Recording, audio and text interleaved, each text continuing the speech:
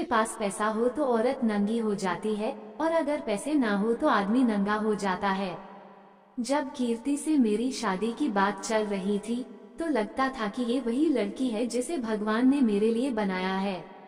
जल्दी ही हम इतना घुल मिल गए कि जिम्मेदारियों की बातें सेक्स तक पहुंच गई। अब तो मानो ऐसा लगता था जैसे कि बस जल्दी शादी हो। कीर्ति का कहना था कि वो मुझसे ज्यादा मेरे माँ बाप को प्यार करेगी। एक पुरुष को क्या चाहिए, ऐसी लड़की जो उसे जी भर संभोग सुख दे उसका और उसके माँ बाप का ध्यान रख सके।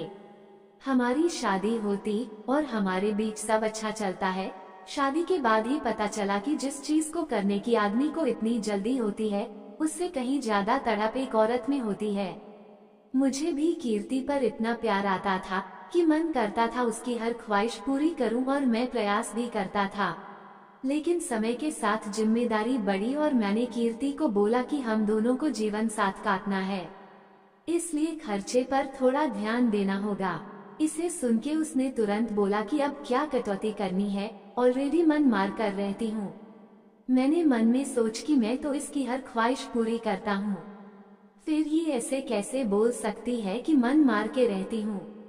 मैंने बोला आखिर क्या कमी है जो तुम बोल रही हो मन मार के रहती हो। उसने मुझे गिनाया कि मैं भी बड़ी गाड़ी में घूमना चाहती हूँ। मैं भी चाहती हूँ कि साल में कम से कम 4-5 ट्रिप करूँ। मैं भी चाहती हूँ कि मेरा घर सजा रहे। मैं मेकअप के सामान ब्रांडेड इस्तेमाल करूँ। मैंने बोला खुद ही 3000 की लिपस्टिक लगती हो, 5000 का पाउडर, और क्या चाहिए। जवाब में उसने ऐसी बात बोली मानो एहसान गिना रही हो कि किसी चीज की डिमांड नहीं करती है। और मुझे खुद पर आत्मग्लानि होने लगी कि मेरी पत्नी की ख्वाहिश में पूरा नहीं कर पा रहा। मैंने दोबारा बात नहीं की इस बारे में और साइड में भी 2-3 काम करना शुरू किया जिससे एडिशनल अर्निंग हो जाए।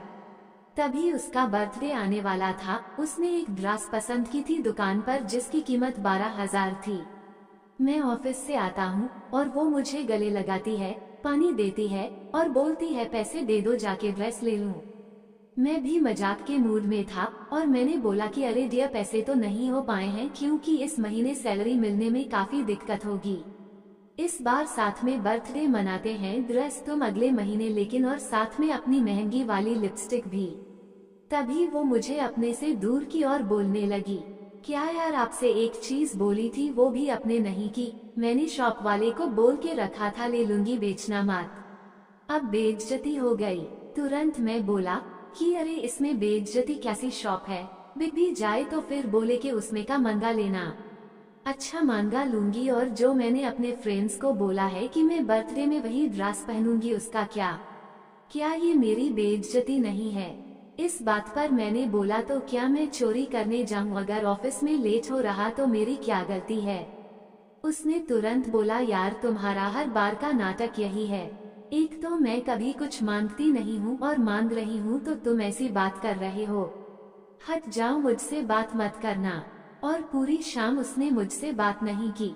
रात में भी ठीक से खाना नहीं बनाया और बेडरूम में चली गई। मैं भी सोने वाला था और उसे 12,000 रुपए ड्रेस के और 10,000 पार्टी के दिए।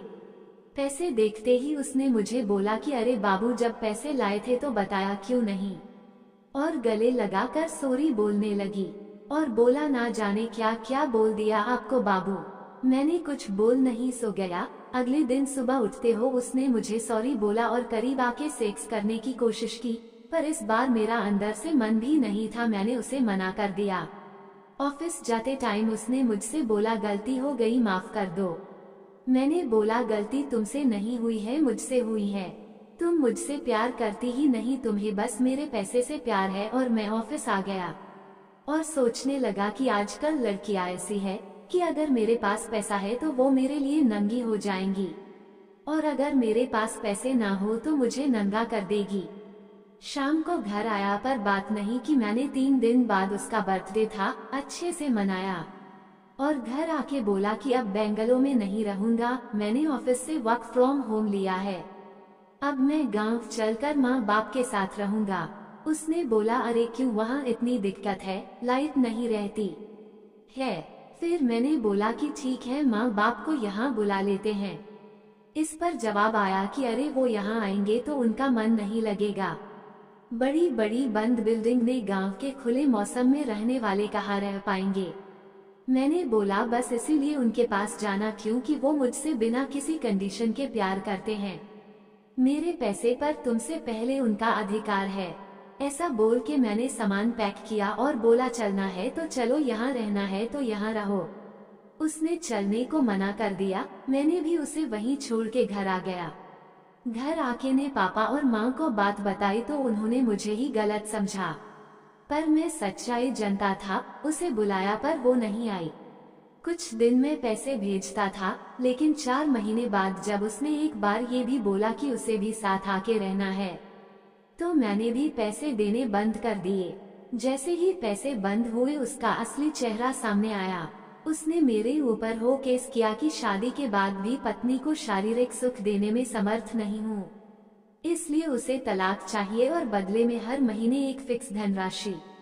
कोर्ट में जब मैंने अपनी बात रखी कि ये मुझसे नहीं सिर्फ मेरे पैसे से प्यार करती थी और ये मेरे माँ बाप के साथ नहीं रहना चाहती थी, तो पता चला ऐसा तो कोई कानून नहीं है जिसमें लड़की माँ बाप की सेवा करना जरूरी हो। मैं कैसे हार गया और आज भी हर महीने 40,000 उसे देता हूँ और अपने माँ बाप के साथ गांव में रहता हूँ।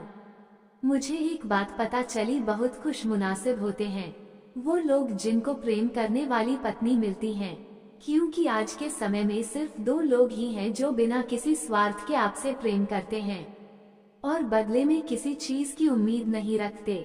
वो है हमारे माता पिता। एक बार गांव की कम सुंदर दिखने वाली लड़की से शादी कर लो, पर शहर की सुंदर लड़कियों से करने से पहले 10 बार सोचना।